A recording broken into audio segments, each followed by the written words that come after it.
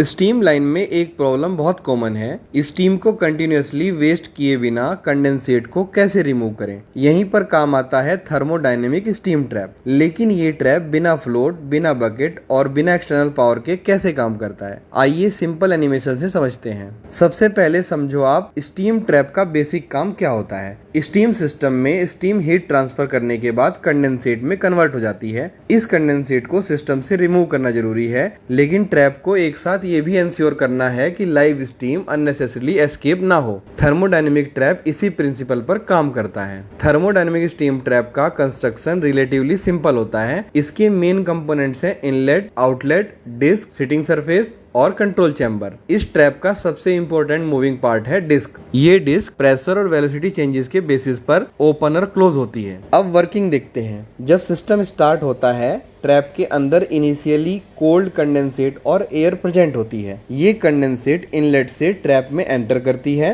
Cold condensate disc को upward lift करता है और आउटलेट पैसेज ओपन हो जाता है, जिससे कंडेंसेट बाहर निकलने लगता है। अब जैसे जैसे हॉट कंडेंसेट ट्रैप में आता है, प्रेशर ड्रॉप की वजह से कंडेंसेट का एक पार्ट फ्लैश स्टीम में कन्वर्ट हो जाता है। ये हाई वेलोसिटी फ्लो डिस्क के नीचे प्रेशर कंडीशंस को चेंज करता है। साथ ही फ्लैश स्टीम कंट्रोल चैम्बर के अंदर भी प्रेशर बिल्ड करना स्टार्ट करती है। अब आता है ट्रैप का main working principle. Flash steam control chamber के अंदर प्रेशर क्रिएट करती है। जब कंट्रोल चैम्बर का प्रेशर डिस्क के ऊपर सफिशिएंट हो जाता है, डिस्क सीट पर प्रेस हो जाती है और ट्रैप क्लोज हो जाता है। इस कंडीशन में लाइव स्टीम का अननेसेसरी डिस्चार्ज रोक दिया जाता है। अब कंट्रोल चैम्बर में ट्रैप्ड स्टीम धीरे धीरे कंडेंसेट होने लगती है। जैसे ही कंट्रोल चैम्बर का प्रेशर रिड्यूस होता है, डिस्क के नीचे इनलेट प्रेशर कंपैरेटिवली डोमिनेट करता है। डिस्क फिर से लिफ्ट होती है और कंडेंसेट डिस्चार्ज होना स्टार्ट हो जाता है। ये प्रोसेस कंटिन्यूअसली रिपीट होता है।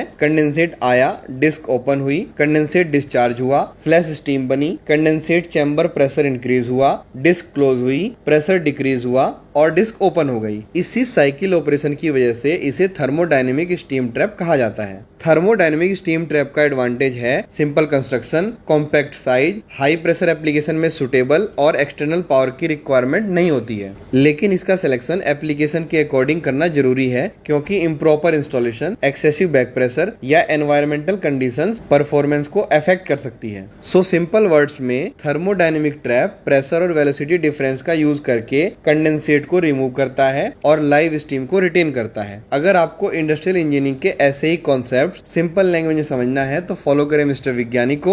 इस वीडियो को लाइक करें और शेयर करें। तो मिलते हैं फिर नेक्स्ट वीडियो में नेक्स्ट टॉपिक के साथ।